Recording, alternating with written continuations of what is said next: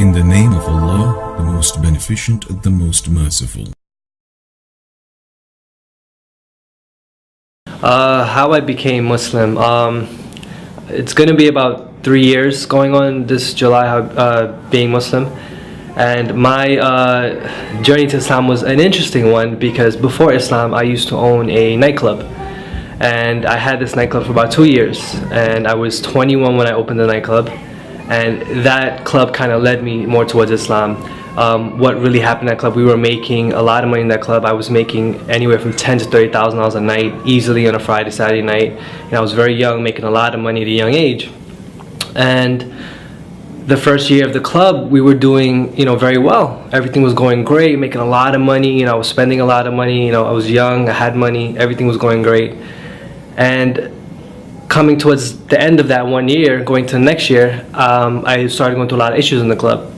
A lot of fights, people getting hurt, business was slowing down. Instead of making 10,000, I was making maybe 5,000, 6,000. And for a nightclub that holds 500 people, that's not a lot of money, So I was a little worried, and I come from a Hindu family. My father was a Hindu priest, his father was a Hindu priest, I was supposed to be a Hindu priest, and I was a following Hindu. I actually, used to pray to the idols, pray to the statues every day, every morning. I woke up religiously and prayed to these idols, asked for everything to be okay. Hinduism has a lot of different idols, different gods. And when I was going through these problems, the first thing that I wanted to do was go and find out from my family, what should I do? And being a following Hindu family, they advised me to go to the pundit and to do all these different kind of things. One thing come from a Hindu family, these pundits, they do a lot of things that involve magic, but they don't think it's magic. And I kind of got tangled up into that. And when we was going through the issues in the nightclub, he advised me to do certain things. I was getting issues with the police officers. He advised me to do things dealing with mind control for these officers. He advised me to do things to bring people in the door. He told me there was like different kinds of the unseen world, the jinns messing with me from competition clubs. They were doing this kind of magic to me and doing these things to bring me down to try to get this location from me. And business was basically falling.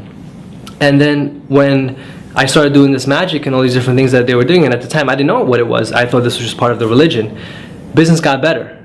It got better, everything started improving, everything started going great. I used to get about 30 summonses a week, and with this magic they all get dismissed, with no problems. Everything was just going great. I did this for a while, and all of a sudden it just stopped working. This was coming close to the end of the 2 years. And it just stopped working, and I didn't know why, and I got upset. It came to the point where it was either I close the nightclub and lose over $800,000, or just fight and go to court and do all these different things, which I did. One weekend I spent over $30,000 in lawyers just trying to fight, keep this place open. And then I just got fed up. I said, if I'm doing everything that my religion is telling me to do, if I'm praying to all these gods and doing all these things, why is this bad stuff happening to me? I said, I'm a good person, I follow all this stuff, and this is the main thing people say, I'm a good person, and I'm following all these things, why are these bad things happening to me? And I got frustrated, and I said, you know what, take the club. And I left it, and I closed it. And it just so happened a week before these stuff was happening, a friend who was very close with me was with me from the day the club opened. He disappeared for a while. And he was actually learning about Islam. And he showed up that week that all these things were happening to me. He said, what's up? What's going on? I said, everything's okay. Everything's, all these bad stuff is happening. He said, well, listen, I'm looking in this thing called Islam. I said, yeah, Islam, those Muslims, those terrorists, you looking into those things? He said, yeah, they're not what you think they are. I said, really? I said, all right, no problem. I kind of brushed them off, and I went about my business. But then when I finally decided to let the club go and just do all these things, I lost over $800,000. I lost a lot of money, and I was 23 at the time. I lost a lot of money at a young age, and that money is what I worked for. My family's not wealthy. Those were loans, those were credit cards, those were hustling, doing all these things just to get that money. And I got fed up. I said, if I'm doing all these things for God, I'm following God, why is these bad stuff happening to me?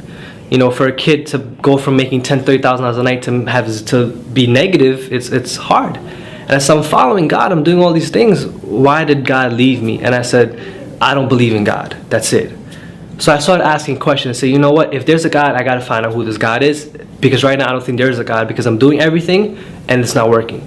So I started going on this kind of religious quest, if you want to call it.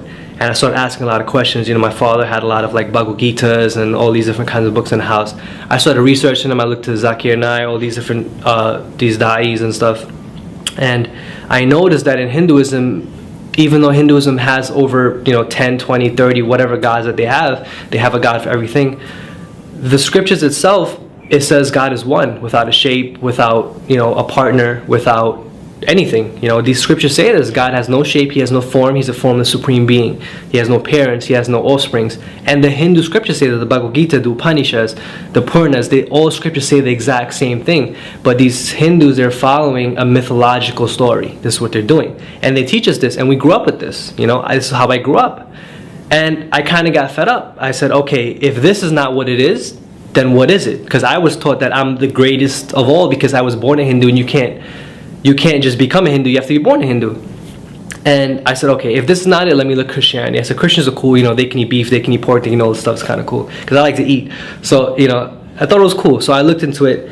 But when I started reading the Bible is kind of confusing at first. There's over 500 versions. I don't know which one to read, so I just picked up another one, 500 versions of the Bible. Which one do you choose? Who's right? There's nothing's really right with that. And I started reading one version of it. I think it was just the New Testimony, whatever it was, whichever version of that one there is. But when I started reading it, it was very confusing to me, and there was a lot of contradictions, because in the Bible it says, Jesus spoke to the Father, but then he is God himself, and then he was talking to all these different three people, and if he was God, then who was he talking to? He said, I am the Father, the Son. It was different, and it was a lot of contradictions in it. So I kind of got fed up. So I went back and I spoke to my friend who was looking into Islam. And he said, let's go check out, let's go get a Quran. So I went, I took a drive down to Brooklyn, and I picked up an English translation of the Quran. And if you ever look at the Quran the first time, it's kind of confusing, English translation, because you don't know what's Baqarah, what's Fatiha, what's all these, so you don't know what this is. Like, why am I reading about a cow? What is all this stuff? So I just kind of opened it to some random page. And I don't remember the exact ayah, I have it written down, but what it basically, the ayah said to me was that, it